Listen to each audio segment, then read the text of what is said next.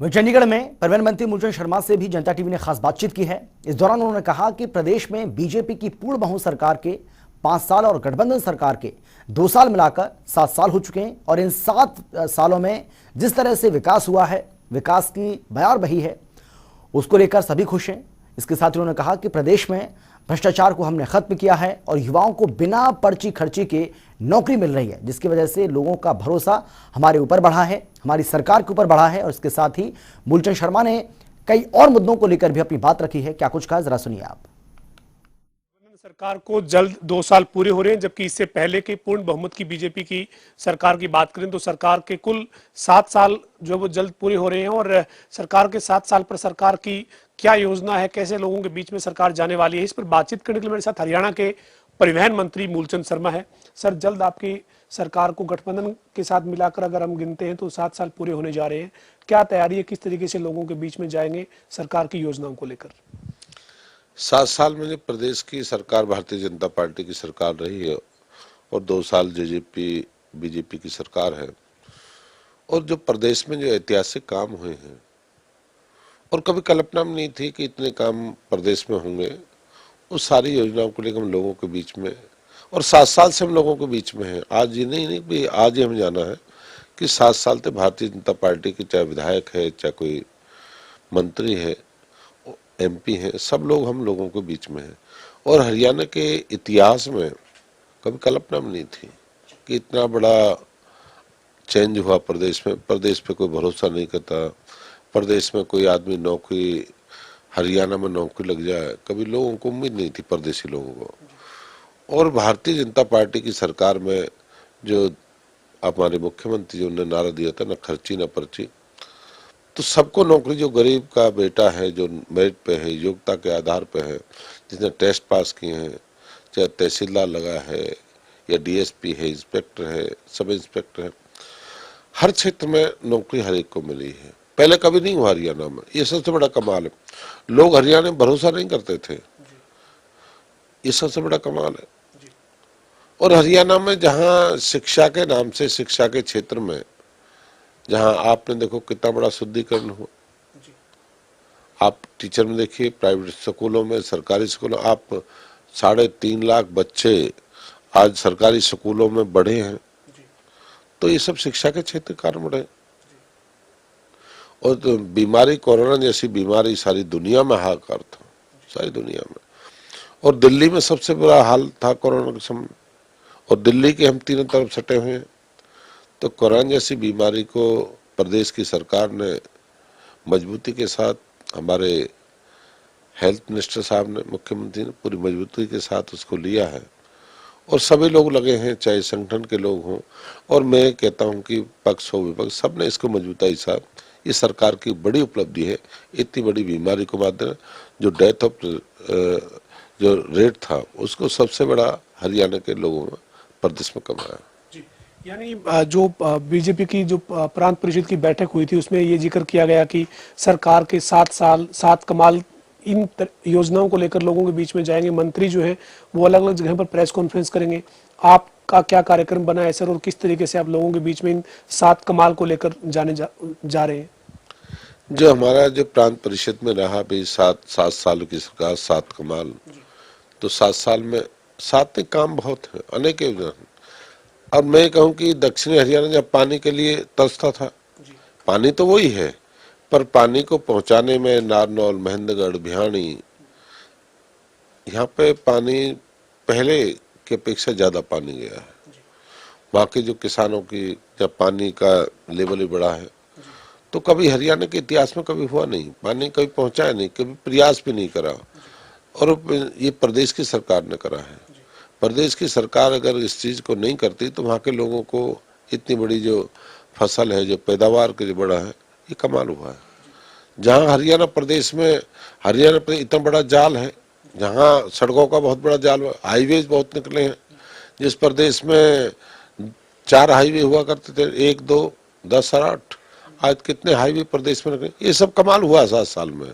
आप देखिए KGP KMP देखिए, आप बड़ौदा एक्सप्रेस देखिए, आप दिल्ली जयपुर देखिए, एक दूसरा अपना जयपुर टू अमृतसर देखिए, ये सारे हिसार हाईवे देखिए, कितने यमुनानगर एक्सप्रेस जो सहारनपुर वो देखिए। तो ये सब बड़ा जो जितनी बड़ी उपलब्धि 7 साल में हुई है रोडों पे, इससे बड़ा कभी नहीं हुआ। यानी आपकी जब सरकार बनी थी तब ये कहा गया था कि व्यवस्था परिवर्तन हम करने वाले हैं, व्यवस्था को परिवर्तन करेंगे और भ्रष्टाचार जैसी जो चीज़ें हरियाणा में घर कर गई है उनको उखाड़ फेंकेंगे। तो उसमें आप मानते हैं कि 7 साल में आप सफल हुए हैं? हाँ, हम ये मानते हैं कि 7 साल के समय में जो भ्रष्टाचार के नाम से हरियाणा जाता था, और भ्रष्टाचार के नाम से एक नहीं कई उदाहरण थे। मैं मानता हूँ कि हरियाणा में जो भ्रष्टाचार में सब कुछ ठीक हो गया ये तो नहीं कह सकता मैं, पर ये हम कहते हैं कि हरियाणा में प्रदेश के मुख्यमंत्री मनोहर लाल जी के नेतृत्व में भ्रष्टाचार को लगाम लगाया है। धीरे धीरे समय लगता है, धीरे धीरे कंट्रोल का। पेंशन का देख कितनी पेंशन, राशन का किस हाल था, राशन बंटता था, लोगों को राशन नहीं मिल पाता, बुढ़ापा पेंशन में कितना बड़ा भ्रष्टाचार था। तो ये विकास के नाम से काम नहीं होते, पैसे निकाल लिए जाते थे। ये सब भ्रष्टाचार पर लगाम लगाने का काम करा है, और भ्रष्टाचार रुका भी है। मैं कहता हूँ कि आने वाले समय में भ्रष्टाचार के जितने रास्ते हैं पूरे सब बंद होंगे।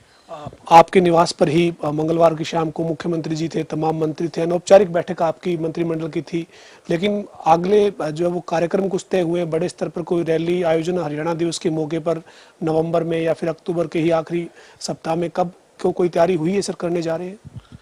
नहीं, प्रदेश के सरकार संगठन का है कि रैली करना है, को वो करना है, 7 साल में क्या कार्यक्रम है अभी कोई ऐसा तय नहीं हुआ, पर सरकार रैली करे, कोई कार्यक्रम करे, सरकार संगठन मिलकर करेंगे। लेकिन ये चर्चा इसलिए हो रही है सर क्योंकि पिछले काफी समय से कोई बड़ा कार्यक्रम नहीं हो पाया। एक तो कोरोना इसकी वजह रही, दूसरा फिर किसान आंदोलन में जगह जगह हो रहा विरोध। अब जो आप तैयारी कर रहे हैं सर, लगता है कि कोई किसी तरह का विरोध का सामना नहीं करना पड़ेगा?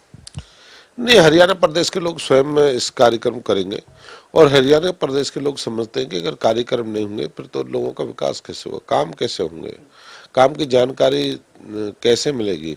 और लोगों को पता है कि समय को बर्बाद नहीं करना, इस समय चला जाएगा। और कार्यक्रम लोग मजबूताई के साथ के हरियाणा में कहीं भी रैली कर सकते हैं। कुछ लोग हैं चंद जो सत्ता के भूखे हैं और सत्ता के नाम से इस तरह का आंदोलन खड़ा कर रहे। देखा नहीं क्या हाल हुआ बहादुरगढ़ में, क्या हाल हुआ सिम्बू बॉर्डर पर, क्या हाल हुआ। ये क्या है कि क्रिमिनल पॉइंट है जिस तरह के, जहाँ इस तरह के हो रहे हैं, जहाँ किसान आंदोलन करता, किसान अपने आंदोलन बात रख सकता है। इस तरह किसान ने कभी इस तरह का आंदोलन नहीं करा, किसी को मार दो, तेल छिड़क दो, किसी को काट दो, किसान कभी नहीं गए। किसान इस हर आदमी का, इस गरीब आदमी का जो पेट भरता है, या उसके बेटे, उसके पुत्र देश की सीमाओं की रक्षा करते हैं। किसान कभी मांग तो कर सकता है, धरना देगा, पर देखो उसका हक है, अधिकार है। पर इस तरह के जो हालात जो पैदा करे प्रदेश में, ये हरियाणा, क्या हरियाणा प्रदेश में किसान है, सारा देश किसान है।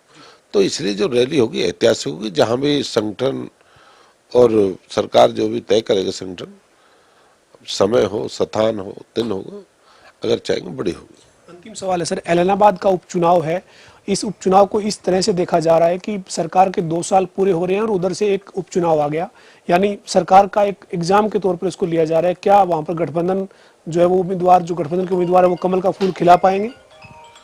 नहीं, मेरा ये मानना है कि जहाँ एलनाबाद का चुनाव है पारिवारिक है, परंपरा इनकी अजय सिंह जी, अभय सिंह जी परिवार की सीट रही है, पर वहाँ के लोग मानते हैं बहुत लंबा समय है, 3 साल में विकास चाहते हैं, विकास हो, लोगों का सरकार है, भारतीय जनता पार्टी की, जेजेपी की सरकार है, यहाँ के लोगों को विकास होगा।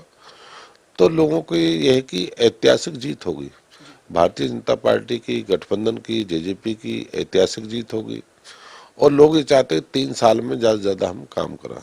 बहुत शुक्रिया से बातचीत करने के लिए। हमारे साथ हरियाणा के परिवहन मंत्री मूलचंद शर्मा थे, जो बता रहे हैं कि सरकार के 7 साल के पूरे होने पर कई कार्यक्रम जो हैं वो रखे गए हैं। 7 कमाल के तौर पर मंत्री भी प्रेस कॉन्फ्रेंस करेंगे, लोगों के बीच में जाएंगे, और इसके अलावा एक कोई रैली या इस तरह का कोई कार्यक्रम भी जल्द तैयार किया जाएगा। संगठन और सरकार मिलकर इस तरीके का कार्यक्रम जो है वो जल्द करेंगे। साथ ही साथ उन्होंने एलनाबाद के उपचुनाव में भी गठबंधन के उम्मीदवार की जीत का दावा किया है। वीडियो जर्नलिस्ट विजेंद्र सिंह के साथ पवन सिंह, जनता टीवी, चंडीगढ़।